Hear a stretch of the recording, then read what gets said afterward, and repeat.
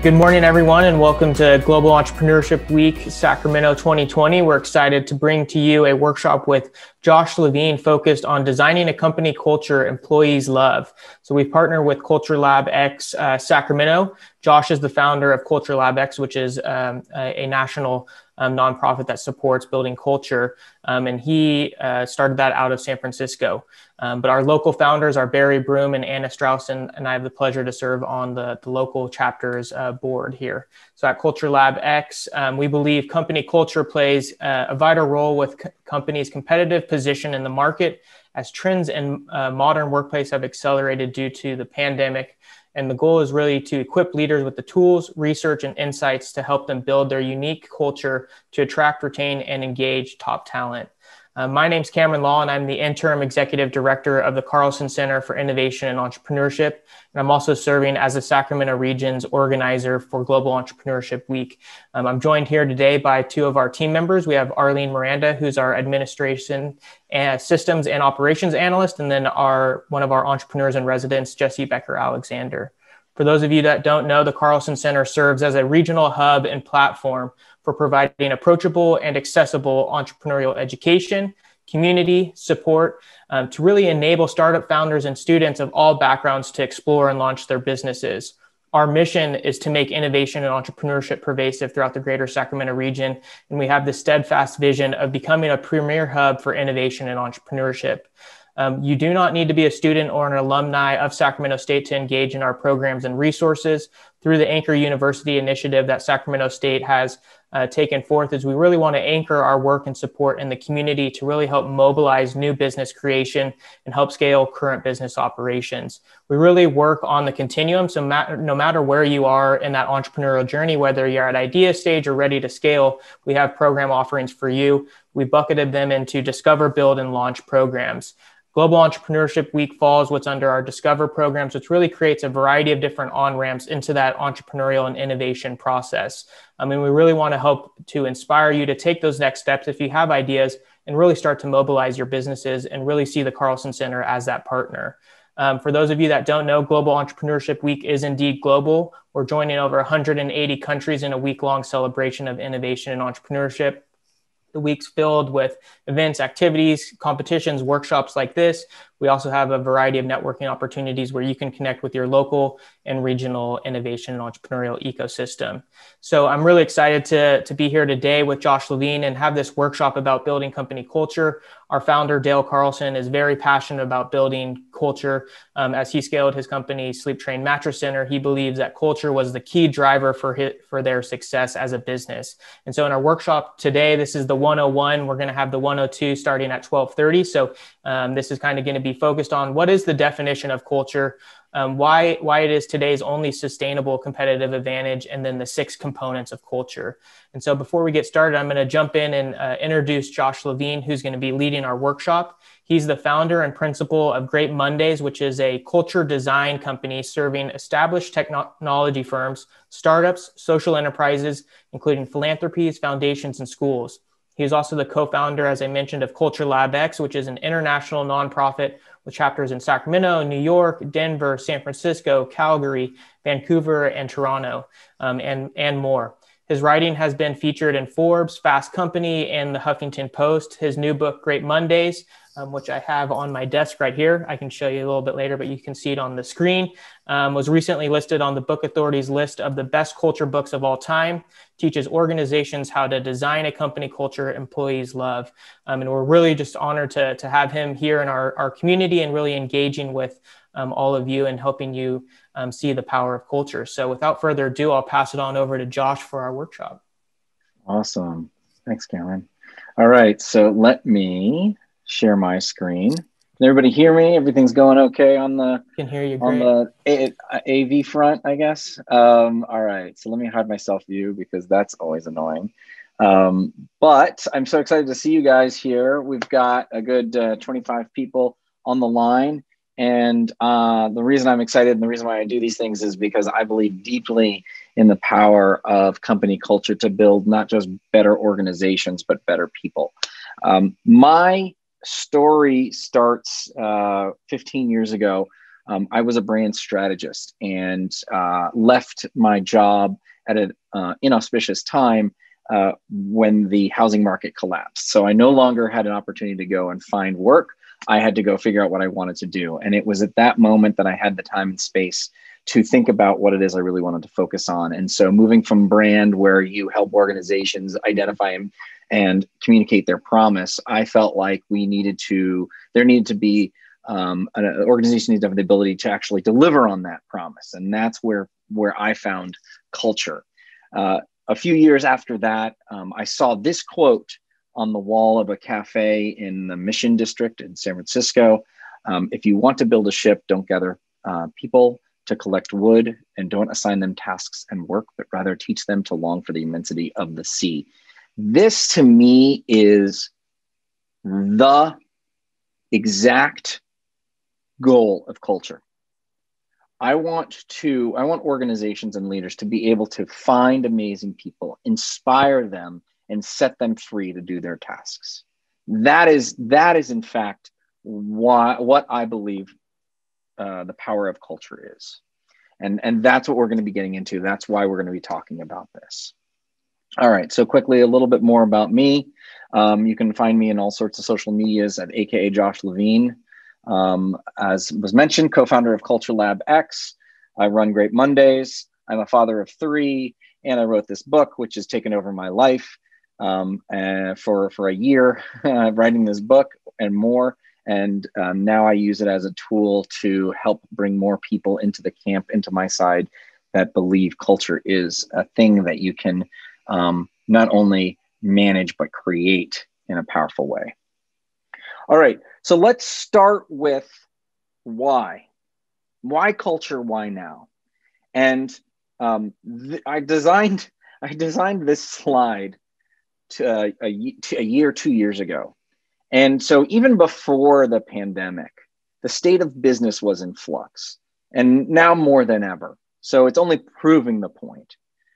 Things are crazy. The computer chip has accelerated our ability to do work and to accomplish more in a single hour than businesses were able to achieve in a year. And as things accelerate, the ability to plan for the future diminishes. It's almost like an exact inverse proportion.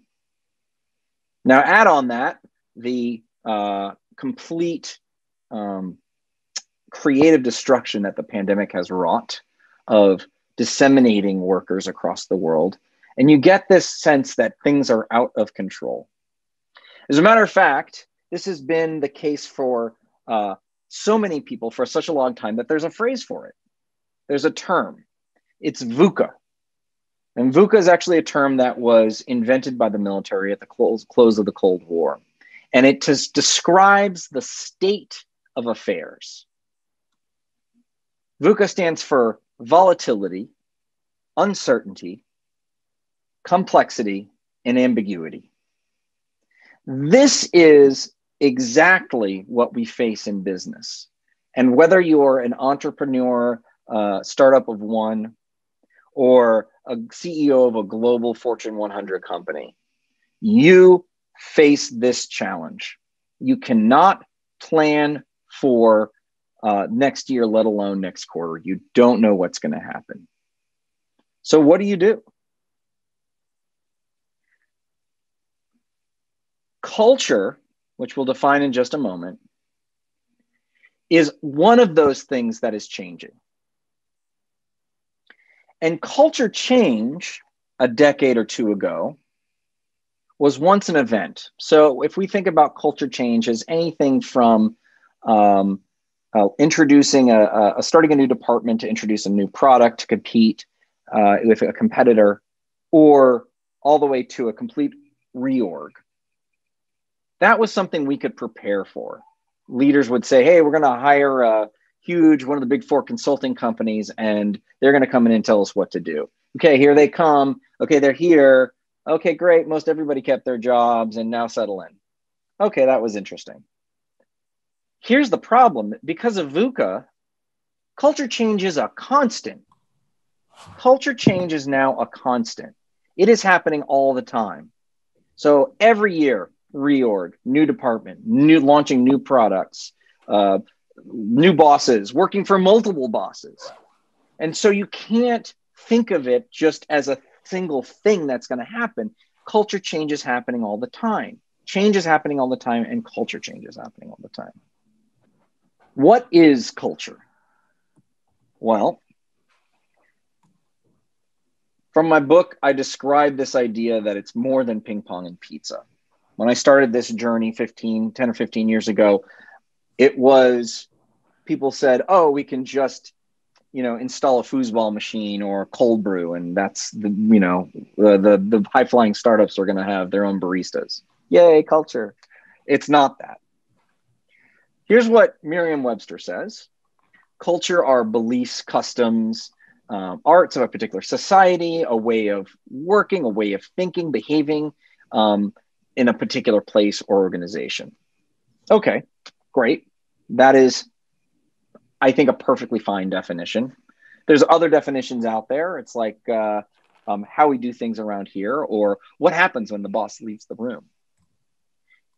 My definition is the culture is the cause and effect of every choice that you make. And the reason why I feel like this is important to articulate it this way is because it is systemic. It is something that you feel, and something the result of other people will feel, result of what you do feel. It's about your choices.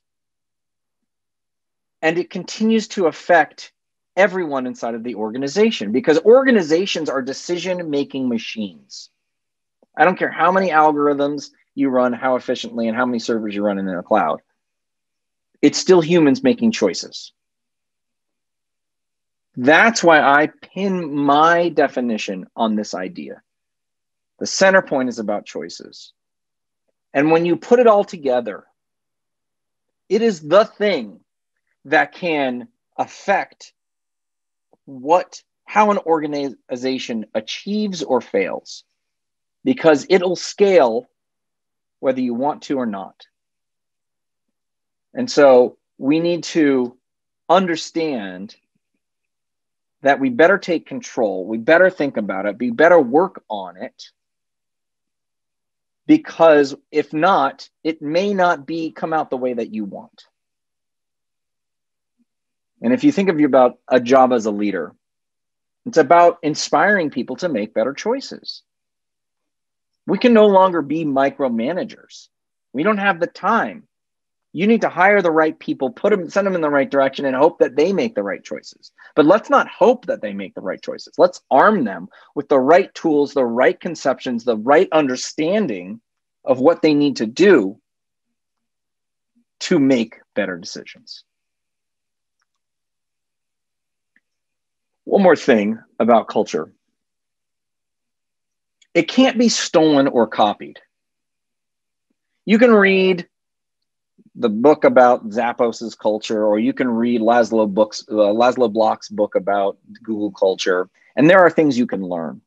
But you can't just say, okay, we're going to do that. Here's our plan. Bup, bup, bup, bup, bup. Every culture is different. And so as much as you might be suing for patents, stealing talent, sneaking in and getting ideas from other organizations, the culture can't be copied. And that's the reason both the benefit and the unassailability is the reason why culture is today's only sustainable competitive advantage. Because at the end of the day, you have to realize that whatever you've innovated, someone's going to out-innovate you. They're going to come up with the next thing. They're going to, if you try to patent something, it's too fast. Things are moving too quickly. It doesn't matter. Hire somebody, they're going to get hired away. Culture you can own. culture you can institute. Culture can become a tool when cultivated, when created and managed the right way, can be a tool, a business tool to be wielded like any other. Like spreadsheets were once, like effective accounting, like your IT department, technology, chief innovation officer. Culture needs to be a serious business tool. It's not just next quarter's intention. Great, check, we're done. We redid our values. Our culture's done. No, it needs to continuously be attended to. A few years ago, there was a big kerfuffle about an incident that happened on a United flight where they were overbooked. And it's a popular story, so I'll just retell it because I think probably everybody knows it. The flight attendants got on the microphone and they said, "We have a flight voucher for $500. Would anybody like to stay overnight here?" And nobody budged. "We have a flight voucher for $600. And they got up to $800 and no one would go. That was their cap. That was their limit. And so they had to, at random, forcibly remove someone. Someone was Dr. Chow. He had to be forcibly removed. I don't know how they chose that person because they needed to, United need to get their flight crew to the next hub. So they overbooked it. So my response to this is, you know how everybody took videos of that and then posted it online? And then there was this incredible PR problem. How much money would you have offered in flight vouchers to avoid that problem?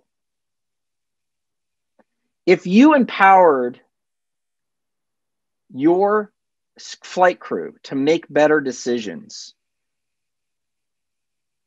how much money would you have gotten off that flight? Let's say you had a business meeting the next day or something due, you had to be there, and someone said, okay, $50,000 flight voucher, $100,000 flight voucher, $250,000 flight voucher. Minuscule compared to the PR problems that emerged from this. So when you're thinking about culture and you're thinking about it, how it impacts your customers, consider the importance of autonomy, great decision-making, and how it can echo for good or for bad throughout the organization and the world.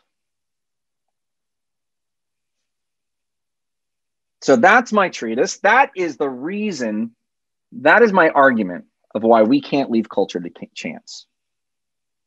We can't just hope it's going to be good, or worse, not even be aware of it until it turns bad, which, by the way, is the majority of businesses. Every inbound phone call I get for help is when a company has reached a crisis moment. Oh my God, we have to scale, and I don't know, our team doesn't know how to hire the right kind of people. Oh my God, what happened? I'm the founder, but I don't really recognize this place anymore. I don't know what are we supposed to be doing? I've lost my way. We used to have an open door policy, but people don't talk to me anymore. We need to think ahead of time. And as early stage entrepreneurs, we need to think about what you want your culture to be.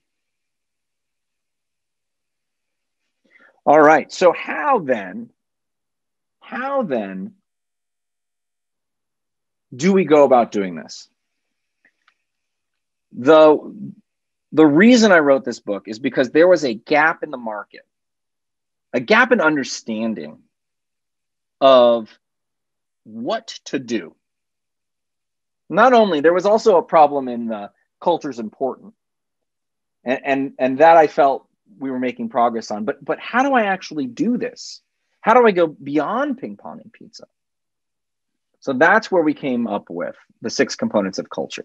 And I say we because it was some of the Culture Lab X co-founders and I started by saying, okay, how do we actually do this? And we actually vetted it with our communities. We came up with these ideas and we said, is this the right way to go? And we got a definitely a positive response. So let's talk about the 6 components of culture.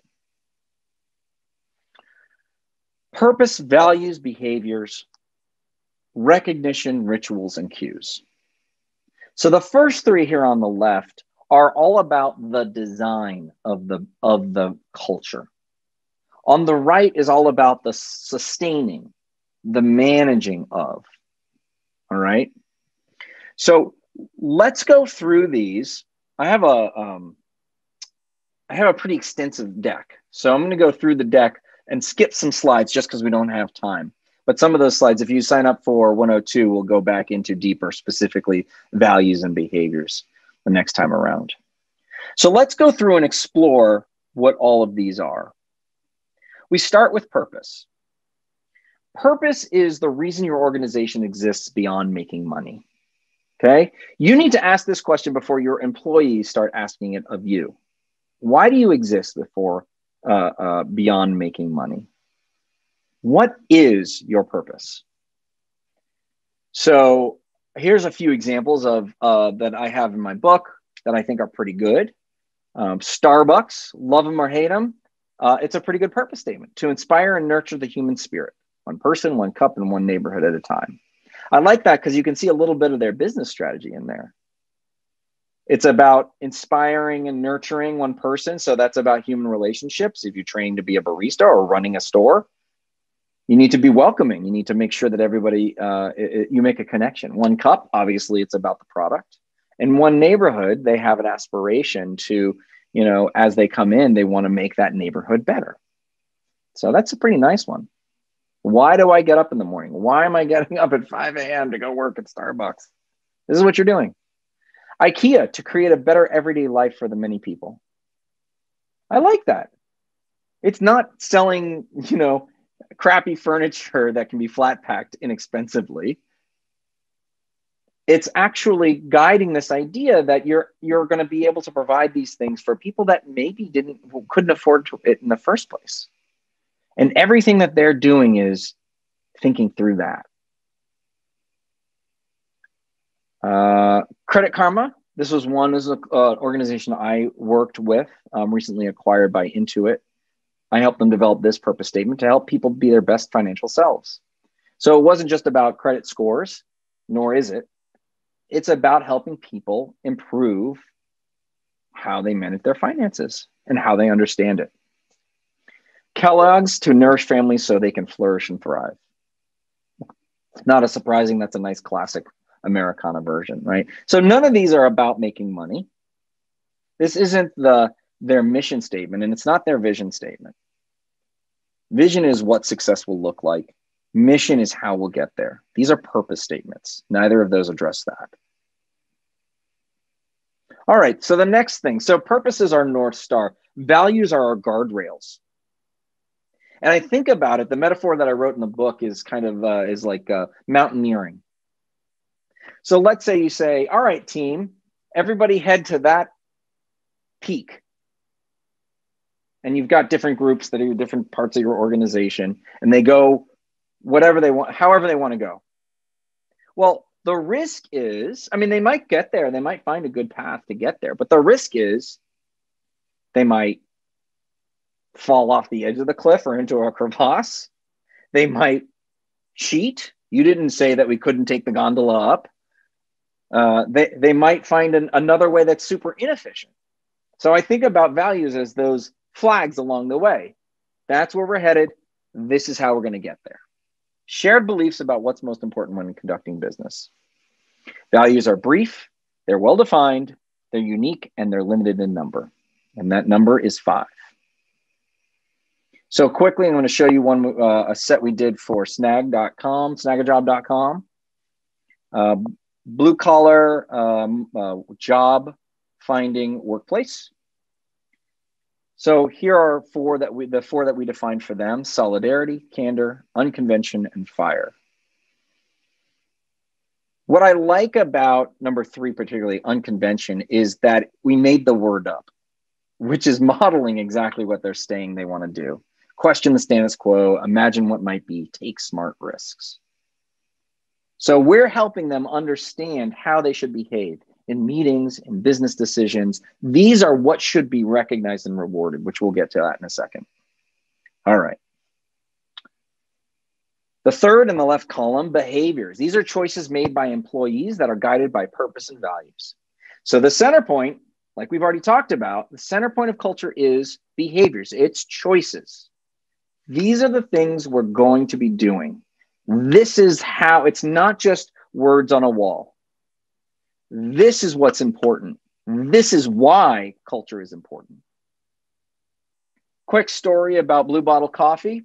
Their values: experience, deliciousness, and hospitality. Here in the Bay Area, Blue Bottle was a big deal for a while. It was the premier slow coffee place, right? It was like the best coffee and kind of the opposite of Starbucks, because it was like you stood online forever. But that was the whole thing about it. And it was amazing. They got venture funding, which was interesting, right? And one of the things that they had started to do was sell their beans in bulk. And that's, if you know anything about the coffee business, selling your beans in bulk is how you make up to 50% of your business, of your revenue.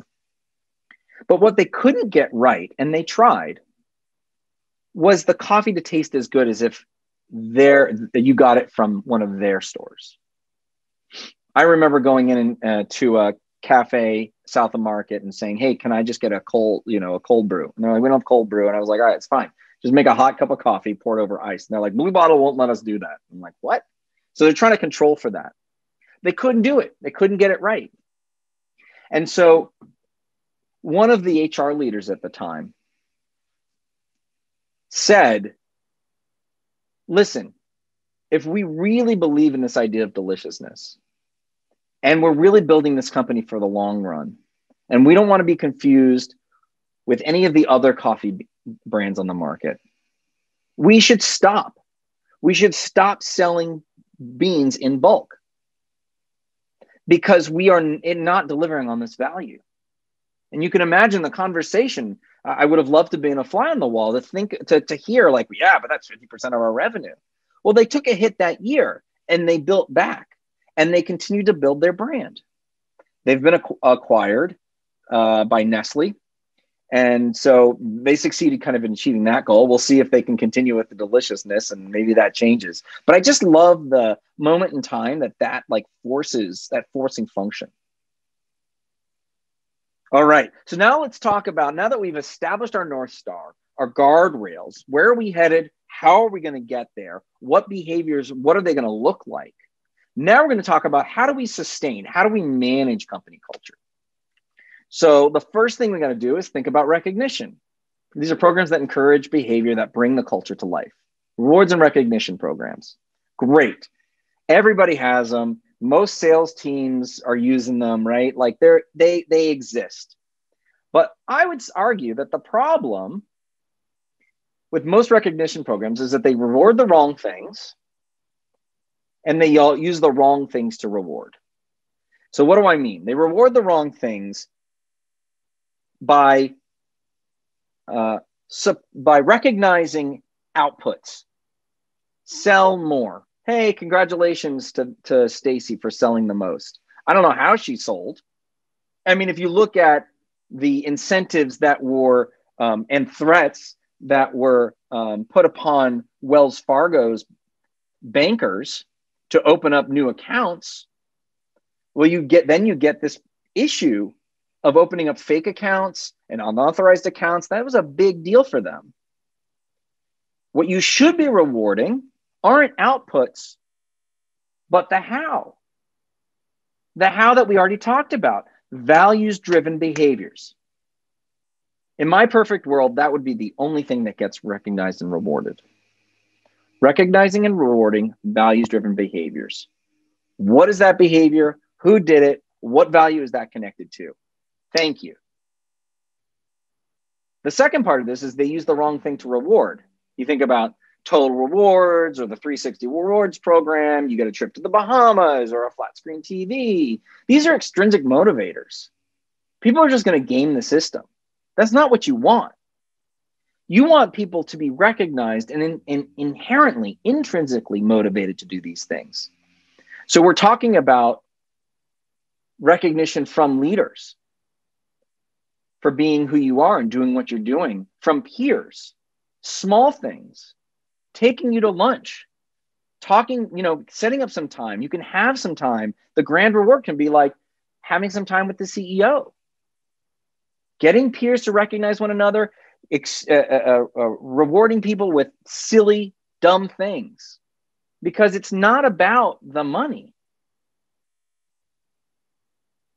There is an exception about the money, and the money could be that you use that money to donate. And there's plenty of programs like that too, where the money doesn't go to you, but you use money as kind of a measurement tool. We're all used to that. But then the team that has the most money or whatever, they get to donate to a certain organization by the end of the year of their choice. So that's kind of the touching a little bit on rewards and recognition. Fifth, here's rituals. These are recurring group activities that build and strengthen relationships. Why are these important?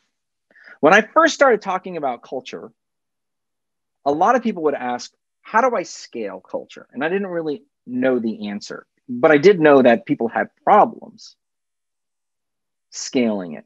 And what I learned is that organizations, as they grow, the relationships start to fall apart. And it's relationships that are the synapses of company culture. So what you end up getting as an organization scales are silos. The silos that we all have fought for years, that became a problem in the 90s and the 2000s. You get these little fiefdoms competing against each other. And that's the opposite. We want everybody to be part of the same group and work together. That's why rituals are important. And in fact, in our new pandemic world, in the post-pandemic world, where more and more people will be working from home, these are going to be even more important. Rituals are going to be even more important. So I'll give you a little background on this. So social grooming is a behavior. This is how relationships are built in the wild. And what we know as social grooming is that 60% of our conversations are about interactions are about personal, with others is about personal experiences. So this is how we bond. This is how we do our things. So if you scale an organization, it turns out that there's a number, Dunbar's number, in fact, a limited size of a group that makes it inefficient to have a group larger than 150. Now, in business, so when Dunbar studied chimps, that he found that there were no tribes larger than 150, because after that, the social grooming took too much time. There's too much energy and not enough benefit. In business, it's more like 50 to 100, because I get busy. I don't have the energy to meet new people. I don't need to meet new people. So that's why we got to think about relationships, size of organization, and for young entrepreneurs or people early in their startup, thinking about establishing that culture and those rituals before you hit 50, because you won't notice it at 50, but you'll notice a problem at 100 and 150. Last thing, cues.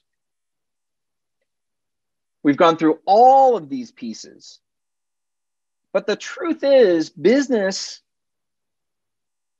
is always going to be filled with the minutia of work. It's never going to be this grand all the time, this grand idea, this incredible, achieving this incredible North Star, the purpose. We have emails to answer. We have quarterly reports to file. We've got presentations to finish. So what we need as leaders is to establish ways of reminding people ways of grounding people in the bigger idea. So I'm sure many of you have heard, if not actually seen, when a company has like a mission or a vision statement on the wall of the cafeteria. Everybody goes there, they used to. That is a good example of a cue, but it shouldn't stop there. There are many levels that cues should, where the cues should show up. And cues should be about our aspiration. Purpose should be a reminder about values, should be a reminder about how we agree to connect with teams and other peers and customers. Anything that you're hoping to achieve, cues can help you do that. Now, we need to be thinking more and more about how cues can become digital. And what does that look like? That's a conversation still waiting to be happen. All right. So I guess we have some time for questions and Q&A. It's always a good thing. I just flipped to this. If you want to learn more, please come to my website, greatmondays.com, 1 Minute Mondays. And there's a lot of good stuff there. I will flip back to, I guess, just this, maybe stop my screen, and we can open it up for some questions, if that is good with y'all. Sounds great, Josh. Thank you for the presentations and for the presentation and outlining the 6 major components to building company culture. So I know I had one question come into me on a private chat, so I can start with that one. And then if you have questions, feel free to throw them into the chat, or if you want to unmute yourself, you're more than welcome to do so.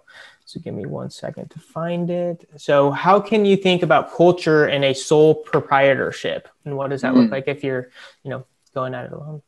Yeah, that's great. So what you have to know is that you have your own, individual values and your corporate values are one and the same. So you still, in order to, and there's plenty of tools and books about finding your own values and finding your own purpose.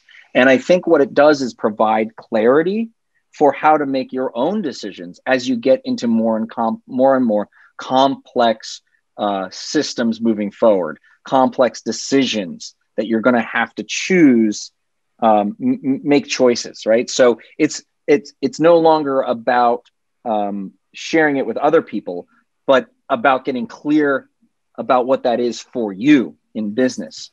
As a company grows, those things will become further and further separated.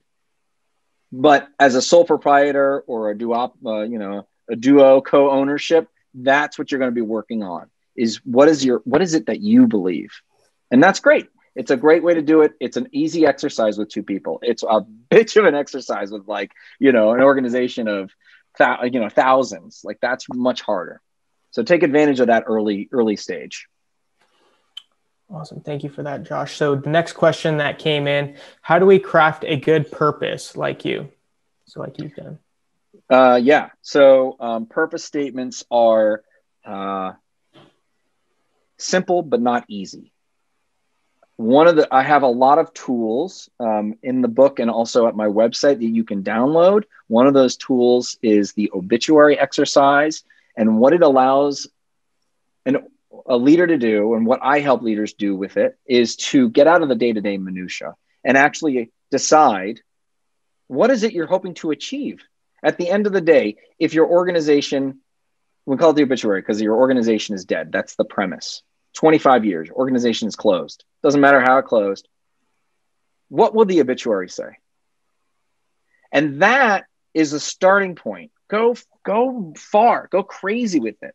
Solve cancer, launch a moon base, like whatever it is, that is going to allow you to kind of stretch from the day to day and say, this is what I'm hoping to achieve. And then starting to identify the words, phrases, ideas in there that are actually going to help you then create a purpose statement. So 2 exercises that I have on my site that you can download for free. The one is the obituary exercise, and the other guides you through the purpose statement. These are also in the book, and they are great ways to start thinking about this. But don't let it only be internal to you. You need to get out and have some other people vet that for yourself. So that would be the starting point for creating a great purpose statement. Wonderful, Josh. Yeah, and we can. I'll share the link in a little bit so we can get those, so people can access those resources. So the next question that comes in, which I love it's around that social grooming context, and I had read that in a book. That's why military companies are only 150 people, because they can only be so large and maintain. That's amazing. Relationships. I didn't know that. That's amazing. Yeah. That's such a great, satisfying data point. Thank you. Yeah. So the question is, could you explain inefficiencies in social grooming in the business context some more? Is it 50 people or 50 relationships that it becomes inefficient? Okay, so let's start with what I mean by inefficiency or efficiency. So let's go back to the chimps. So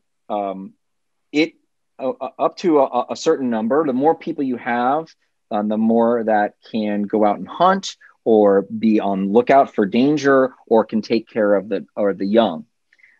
And in order to have a trusted relationship, you need to do that social grooming, picking nits for them. If it's more than that, it becomes too burdensome. Too much energy goes in without a reward coming out. So when we think about business, which is not life or death, right? For the chimps, it's life or death. For business, even though it feels like could be life or death, it's not. So that number comes down. And so what we're talking about is the amount of energy that you have to get to know other people. And so it's 50 or 100, right? So I don't know what the number is. It depends on the organization. But you really see that because after a while, you just get busy and you're like, oh, there's another group of people coming in. There's another, new employees. Like, I'm like, I already have lunch date. I already have my little team. I don't need to, I'm busy, right? Like time and energy, that's the limiting factor. So when we think about what we need to do to change that so that we can get to know people not only better inside of our particular organization and group, but across, so that we can work better across our organization so that we don't have the silos. We need to prioritize that. We need to give people time to do that. And we need to give people a way to do that. And that's where designing these rituals come into play. So if you think about a lunch and learn, which you can still do on Zoom remotely. Hey, everybody, Jesse and I teamed up and we're going to teach you how to make risotto. And everybody who wants to, it's not everybody who wants to, who's in the accounting team that wants to make risotto. It's anybody in the company who wants to learn how to make risotto. We've done the research. We're going to take you through it. It's great. So now we have a reason to connect. Now we have a way to connect across the organization. And that's really, really important, because what happens if you call up, what's the difference between emailing somebody that you need a favor from for a quick turnaround on a deliverable, someone that you do know and you have a relationship with, and someone that you don't know, right? Hey, Dale, I really need you to turn that quick report. I got a thing. Dale doesn't know who I am. He's never heard of me. I'm in, another office somewhere else. Dale can be like, who does the guy think I am? Or think he is. It's the phrase. Who does he think he is? Versus, hey, Dale and I went for drinks. We connected over the fact that we love go-karts and I don't know, whatever else it might be. And he goes, hey, Dale, how's the kids? Great. Listen, I got a favor to ask you. Can you knock this out for me? I got a thing over here. Cameron's busting my butt to get this done. He's going to be like, sure, man, no problem. Right. I'll stay a few extra minutes for you. So that's a small example of, how relationships facilitate work. Now, take that to the next degree. We're here all remote now. We don't have any interstitial moments to actually get to know each other accidentally at the water cooler, right? And we're being asked to collaborate more and more across teams. And so that's the future. And if that is the future, then we need to get really good at relationship building, really good. And we need to make an effort. And so it's an organization's job to make that space and make that a priority. I love that. It makes me think of just the way you structured the components as well. It really makes an organization seem like an organism, right? An actual living being through people. And I always, that's where organization, right? It's actually like a physical organism. Yep. So I love that. So the next question is, what are good ritual activities a company can do in this culture process? So let's say, I'll start with the before times and scheduling offsites or team softball league or movie night or Habitat for Humanity, right? Like those moments are all kinds of rituals that can help facilitate that. There can also be, as we get more digital, you can have Slack bots create channels and make introductions that allow for people to meet one another. There's even an organization, a colleague of mine has an organization called The Imperative that actually establishes peer coaching. And so that's like a skill building and a relationship builder. And then beyond that, when we're thinking about digital relationship building, it can't be exactly what it was in person online. And I'll give you an example. Who here has been to and really enjoyed Zoom drinks with your colleagues? Not many. I can't see all of you, but I'm predicting. It sucks. You've lost all the good things about the cocktail hour, right? It's a different place. You get to kind of like have these little side conversations. It's not like you're all together. And it's like, it just misses everything that's good about it. And so we are at the moment of everybody just going, oh, we did this. Now we can just do it on Zoom. And that's the same thing, not the same thing. So we need to be thinking about other ways to connect, other ways to prototype and create rituals that will facilitate those relationship builders, even when we're apart. And I would suggest one other kind of meta method is thinking about different modalities. So Slack is one way, Zoom is one way, walk and talks, getting everybody out for a meeting and say, everybody's going to go for a walk, get to some place that has good cell phone reception, no video. We're just going to have this call as we're walking. So different modes are going to help us build those relationships in different ways because Zoom fatigue is real. 100%. So we have 3 more questions. So just recognizing we have 10 minutes left. So just wanted to give you that context, Josh. So all right, 3 minutes each. Yep, there we go. So the next question is, what are some suggestions for moving some of the rituals, recognition practices, and cues from in-person to virtual? So you kind of spoke to those. The rituals a little bit. Yeah, so I don't know if you want to speak a little bit maybe to recognition, or maybe those visual cues are, definitely different these days. Yeah, they are. How do you? And I think a practical example, values on, send everybody a desktop for that have your values on them. And it's, just kind of a thing that sits there, or send everybody a nice little package for their own home office that's going to have those little reminders. I think those are, 2 quick examples, very simple examples. There's things that are much more sophisticated. Perhaps you could name your meetings or Zoom channels after parts of your company history or the street that it was started on, or something like that. That's going to help remind people what the history of the organization is, or what we're trying to achieve. What's the thing in the future that we're shooting for? And recognition, I think the same thing. You just need to, since you're not going to be together, how do you assemble people in a way that's either synchronous or asynchronous, that allows them to see the rest of the organization and who's getting rewarded for what.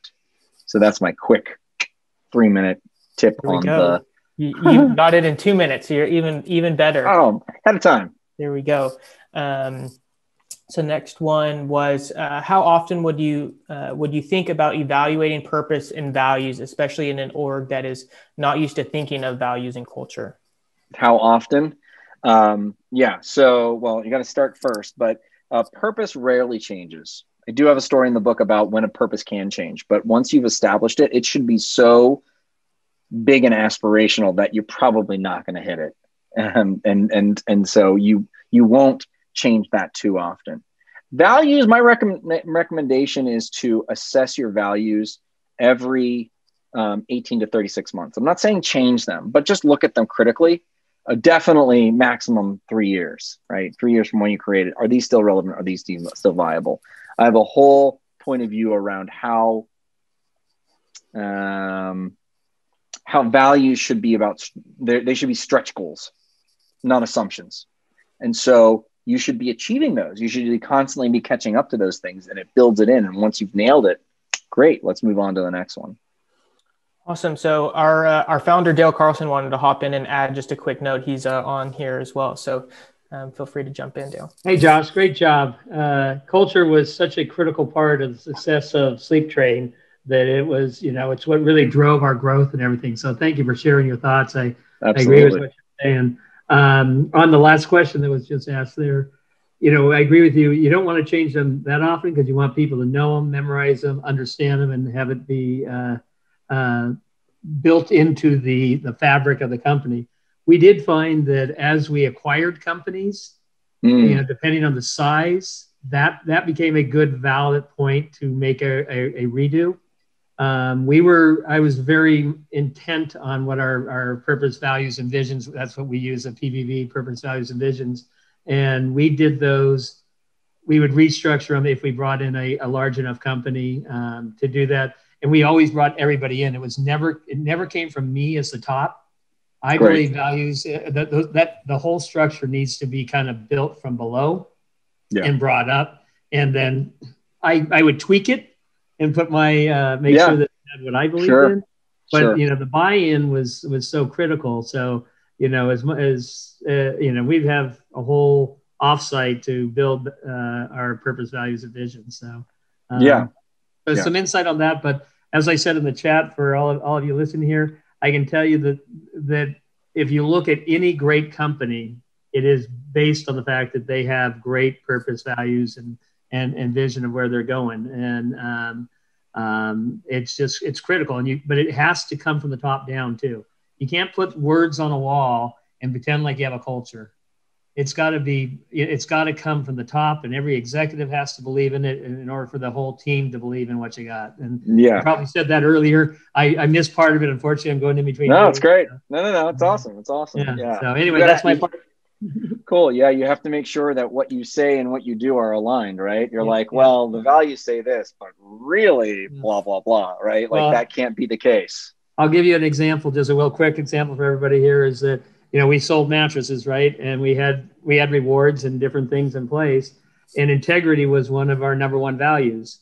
And yet we had sales staff that would get to be the top salesperson by cheating on how they got there. By basically selling a customer a product at a higher price than what the sale price was. Well, that's not within our integrity. So even though they made the company more money, we had to terminate them because they didn't fall within our values. So that's just an example there for everyone. Great. Good example. Thank you for bringing it to light for sure. Awesome. Well, thanks for hopping in, Dale. And so we're going to finish with our last question.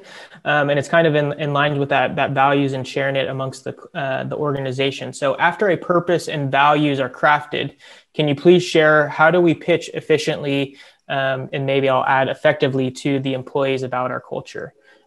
Yeah. I think there's the pitch, I think is well, yeah. So you got to bring people in. And what I would say is exactly where Dale was going, which is how do you incorporate those people into the process? Whenever we work with a client, it is never ta-da, here it is. Everybody's involved, right? When it's a larger organization, that's a different challenge, but we do try to get as many of the key people that are kind of peer-to-peer leaders in the process so they can come out and say, this is what was important to us. And also we get it better, we get it right. So when we've successfully created values, we launch them and everybody goes, yeah, of course, this is totally us. And that way you don't have to pitch it. it just is, it feels right. I think there's another level to that question around engagement and thinking through even an employer value proposition. So maybe that'll be a 103 we can do at some point. There we go. A 202, I love that. 203. There we go. I'll hold you to that. No, I appreciate you being here. And I think that's a good way to call it to a close. So I just threw in the chat, we have our 102 session. So we'll be diving down deeper. And I know we'll be tackling the culture canvas, which is kind of the tool that you can utilize to really help building this out. So do register so you can get that link. And we'll be sending out an email with that shortly. And then I just wanted to give the last words to Dale, and we'll see you back hopefully at 12:30. Well, hey, there's one on that last comment getting through. One little secret is if you can get your naysayer, the one that's your hardest in the company, to be part of the process, when they're out there and they're talking, people believe it because they go, well, if he believes it or she if he believes it, it's got to be good. So if you bring them in early and let them be in the inside club, all of a sudden it's amazing how you can get it out there. So. Enjoy that. Culture is everything to me, people. So that's what I'd highly recommend is work on figuring out, listen to what Josh is saying, look at his book and everything, and you'll have a great company. Thank you, Josh. Thank you, Cameron. Yeah. Yep. Thanks, everyone. Yeah, thank you also. Yep, see you in a half hour, and we'll see you soon. Alrighty. Bye.